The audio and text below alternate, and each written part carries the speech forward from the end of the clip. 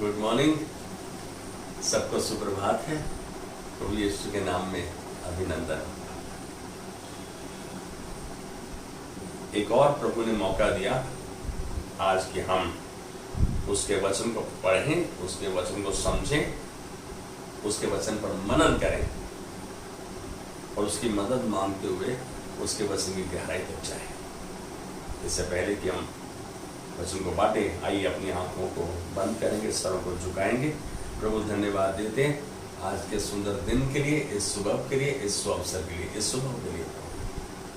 प्रभु आज हम अपने आप को समर्पित करते हुए धन्यवाद की भेंट चढ़ाते हैं। पवित्र आत्मा की तूने हमारा नियंत्रण लिया है, तू आज अपने वचन के द्वारा हमारे मन की आंखों को खोल रहा है और हमें गहराई में जाने की सामर्थ्य बख्श रहा है। हम आज के वचन के पढ़े जाने में, वचन के समझने में और वचन के समझाने में प्रभु हम तेरी महिमा को देखते हैं यीशु मसीह के नाम में। आमेन, आमेन, आमेन, आमेन, आमेन। सच बात तो यह है कि हम सब अपना जीवन व्यतीत करते हैं, अपने जीवन को बिताते हैं और जैसे हम चाहते हैं वैसे ही बिताते हैं। सच मानो तो ये नहीं जानते कि हमारा लक्ष्य क्या है, हमारा केंद्र बिंदु क्या है, हमारा फोकस क्या है। कुछ के लिए धन संपत्ति महत्वपूर्ण है और कुछ के लिए परिवार, पत्नी, पति, बच्चे, संतान, ये महत्वपूर्ण है। कुछ के लिए खाना पीना और ऐशो आराम महत्वपूर्ण है। कुछ के लिए पावर, पोजीशन, बिजनेस और कुछ के लिए समाज में एक स्टार। ये सच है, इसमें कोई शक की बात नहीं। यह संसारिक महत्वाकांक्षाएं हैं, हमारी इच्छाएं हैं, इसमें हम दूसरी राय नहीं है हमारे पास कोई। हम सब इन परिस्थितियों से जूझते भी हैं, इन परिस्थितियों से गुजरते हैं और इनका जीवन में सामना करते हैं। मैं समझता हूं आप इस बात में मेरे साथ सहमत हैं। आइए आज अपने आप से एक प्रश्न तो करें कि क्या हमने प्रभु के वचन से यह खोजने की कोशिश की कि मेरे लिए सबसे महत्वपूर्ण क्या है। What matters most? मेरे लिए सबसे महत्वपूर्ण क्या। मैं कहूंगा क्या जानने के बाद, ये जानने के बाद मेरे लिए क्या महत्वपूर्ण है, सबसे महत्वपूर्ण, ये जानने के बाद उसे समझ कर और उस पर चलने की कोशिश की हमने कभी। आओ वचन के द्वारा देखें What matters most? सबसे महत्वपूर्ण क्या है। आज हम वचन का सारा लेकर ये जानने की कोशिश करेंगे। पहला कुरिन्थियों 13:3 यदि हम देखते हैं, मैसेज बाइबल के अनुवाद में इस प्रकार कह रहा है, इसके कोई मायने नहीं मैं क्या करता हूं, क्या कहता हूं, मेरा कितना और कैसा विश्वास है। यदि मैं प्रेम न रखूं तो मैं दिवालिया का सा मतलब महसूस करता हूं। I find my self bankrupt. मेरा दिवालिया हो गया, मेरे पास कुछ नहीं है यदि मेरे पास प्रेम नहीं। दूसरा यूहन्ना 1:6 यदि हम ध्यान से देखें, प्रेम का अर्थ क्या है। प्रेम का अर्थ है प्रभु की आज्ञा अनुसार जीवन जीना। आप समझ रहे हैं हम प्रेम को क्या समझते हैं, प्रभु का वचन क्या कहता है। प्रभु की आज्ञा अनुसार जीवन जीना का मतलब है संपूर्ण आज्ञाकारिता में होकर प्रभु के वचन के प्रति चलना। हमने पढ़ा, सुना व जाना है, उसकी आज्ञा है live a life of love. प्रेम का जीवन जियो, live a life of love. जीवन है ही प्रेम के बारे में। सत्य यही है क्योंकि परमेश्वर प्रेम है। God is love. परमेश्वर का वचन कहता है परमेश्वर इस पृथ्वी पर सबसे मुख्य बात हमसे क्या चाहता है, वो ये चाहता है कि हम सीखें प्रेम कैसे करें, प्रेम से कैसे जीवन जिए, प्रेम के साथ कैसे जीवन जिए। ये बात परमेश्वर इस पृथ्वी पर हमें रखकर चाहता है कि हम इस बात को सीखें। उसके हृदय पर यह बोझ है, उसके हृदय पर यह बात है। गलातियों 5:14 उसका दूसरा भाग, बी पार्ट कहेंगे हम, इस प्रकार बताता है कि परमेश्वर की सारी व्यवस्था एक ही आज्ञा में समाई है। परमेश्वर की सारी व्यवस्था एक ही आज्ञा में समाई है। कितनी अजीब बात है, दूसरों से अपने नाई प्रेम करो। सारी की सारी आज्ञाएं एक ही में समाई हैं। परमेश्वर का भय मानते हुए उसके सेवकों के प्रति खास प्रेम दर्शाओ, special love, show that special love to them. ये कॉन्टेम्परेरी इंग्लिश बाइबल का वर्जन है इस अनुवाद में। गलातियों 6:10 उत्साहित करता है, जब कभी और जहां कहीं अवसर मिले, जब कहीं और जहां कहीं अवसर मिले, हम जरूरतमंद की सहायता करते हुए भलाई करें। जहां कहीं और जब कहीं अवसर मिले, हम जरूरतमंद की सहायता करते हुए भलाई करें, विशेष करके विश्वासी भाइयों के साथ। ये चीज अजीब दिखती है, लेकिन सच यही है। परमेश्वर का वचन कह रहा है। यूहन्ना 13:35 को यदि हम देखते हैं, इसमें यीशु इस बात को पक्का कर रहे हैं। यीशु इस बात को पक्का कर रहे हैं कि संसार में तुम्हारा एक दूसरे के प्रति निस्वार्थ प्रेम सिद्ध करेगा कि तुम मेरे चेले हो। संसार में एक दूसरे के प्रति निस्वार्थ प्रेम यह सिद्ध करेगा कि तुम मेरे चेले हो। हम तो सब अपने आप को उसका चेला मानते हैं, अंगीकार करते हैं, बोल्डली कहते हैं। क्या हमारा प्रेम निस्वार्थ है? हम तो मिठाई का डब्बा उसके पास लेके जा रहे हैं जिससे हमें मिठाई का डब्बा लेने की आशा होती है। किसी को खाने में बुलाते हैं तो आशा करते हैं ये भी हमें खाने में बुलाएगा। तो यहाँ निस्वार्थ क्या है? यहाँ तो आदान प्रदान चल रहा है, रेसिप्रोकेशन चल रहा है। पहला कुरिन्थियों 14:1 में यदि हम देखते हैं, इसमें प्रेरित पौलुस उत्साहित करते हुए कह रहे हैं कि प्रेम ही तुम्हारा सर्वोत्तम लक्ष्य हो। Let love be your greatest aim. क्या प्रेम हमारा सर्वोत्तम लक्ष्य है? हमें तो दुनियावी चीजें चाहिए, हमें तो सांसारिक वस्तुएं चाहिए, हमें तो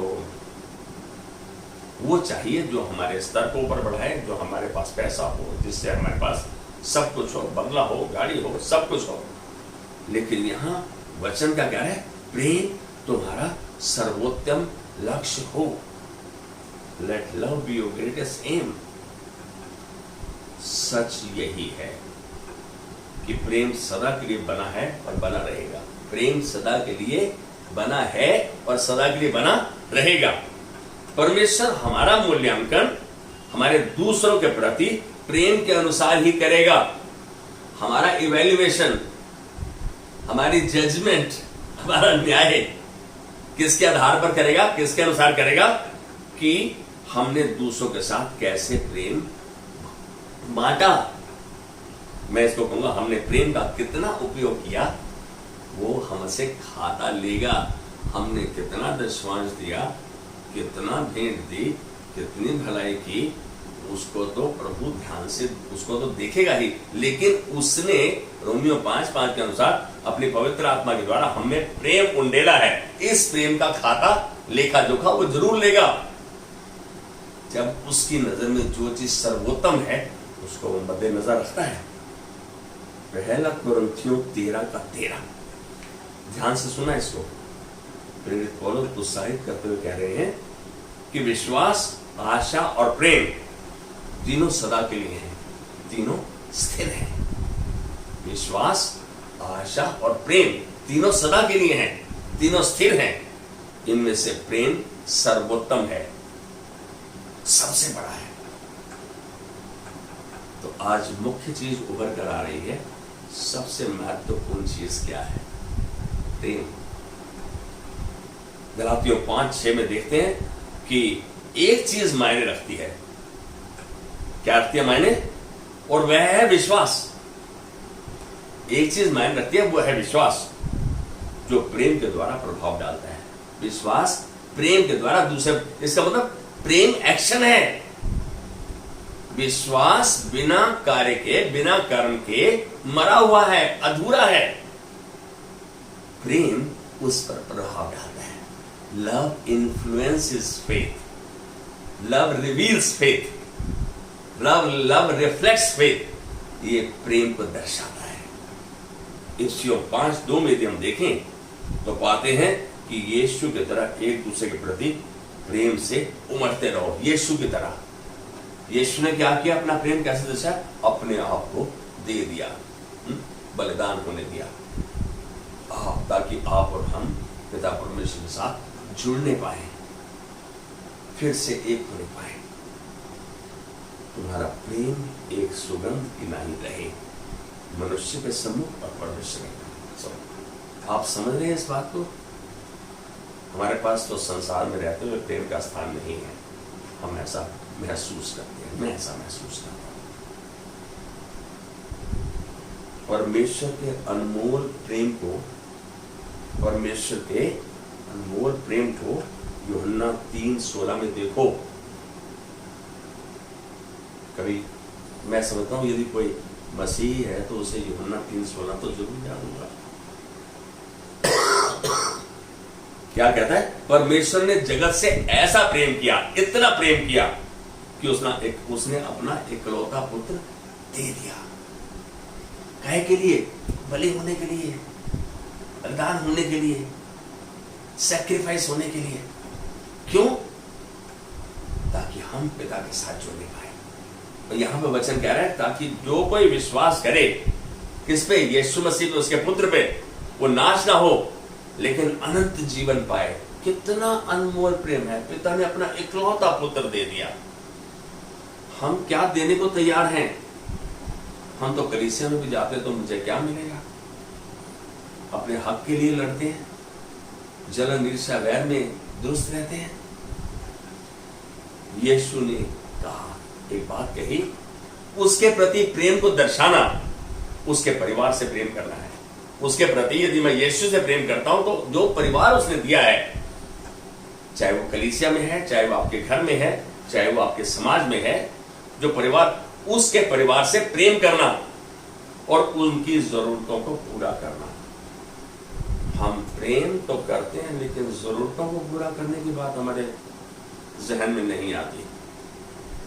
मत्ती 25:40 को यदि हम ध्यान से देखें, इस बात की पुष्टि करता है कि जब मसीह परिवार में तुम एक जरूरतमंद की सहायता करते हो, मदद करते हो, मसीह परिवार में, अपनी कलीसिया में या अपने समाज में, मसीह समाज में एक जरूरतमंद की मदद करते हो जब आप, तो यीशु कह रहे हैं ऐसा तुमने मेरे साथ किया। आप समझ रहे हैं? हम तो गा के सुनाते हैं, लेकिन यीशु ने कहा जब तुम किसी एक, when you help one of your least brethren, you are lending unto the Lord, you are helping me। क्या हम इस बात को देख रहे हैं? तुमने मेरे साथ ऐसा किया। यदि तुमने किसी एक भाई के साथ किया, मदद की, सहायता की, उसके साथ खड़े हुए, तो तुमने मेरे साथ किया। पहला यूहन्ना 3:18 हमें आगाह करता है, हमें कॉशन करता है, चेतावनी देता है कि हमारा प्रेम केवल मुंह की लहर पहर नहीं हो। मेरी बात को समझ रहे हैं? हमारा प्रेम खाली शब्दों में नहीं हो। सच्चा प्रेम कार्य रूप में होता है। Action speaks louder. आप समझ रहे हैं?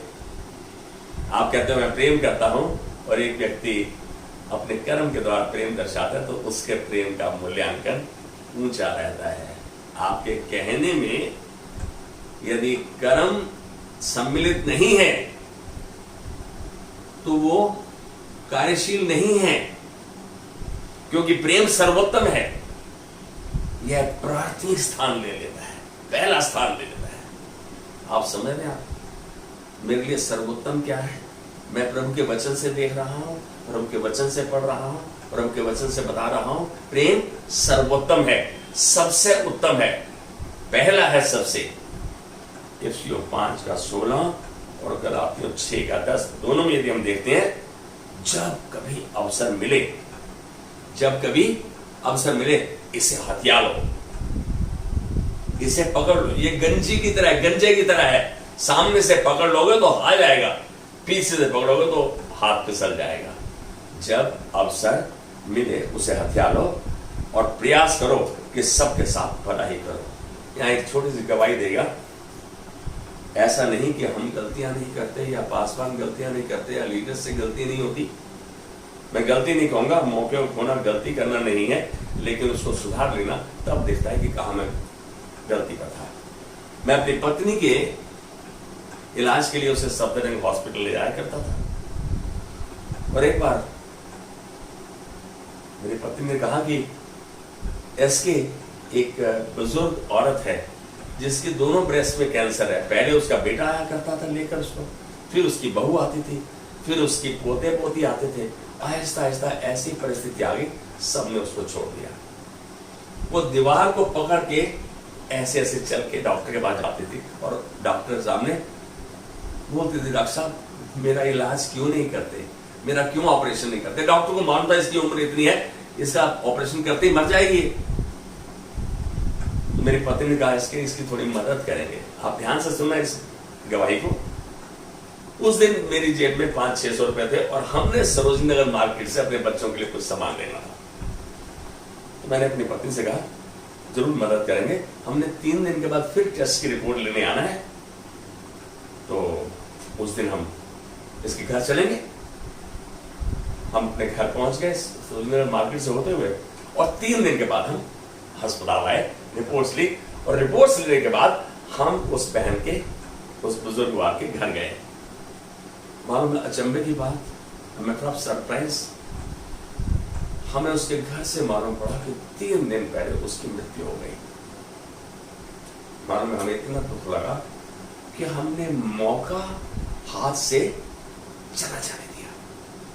क्या मैं उस बहन की मदद कर पाया उसके बाद? नहीं। वो जब मौका था तो हमें अपनी पड़ी थी, हमने अपने बच्चों के लिए लेना है। मैं आज बोल रहा हूं, यदि वचन हमें उत्साहित कर रहा है कि जब कभी अवसर मिले, जब कभी मौका मिले, हथिया लो, उसी समय कार्यशील हो जाओ। मेरी तरह पछतावा नहीं करो।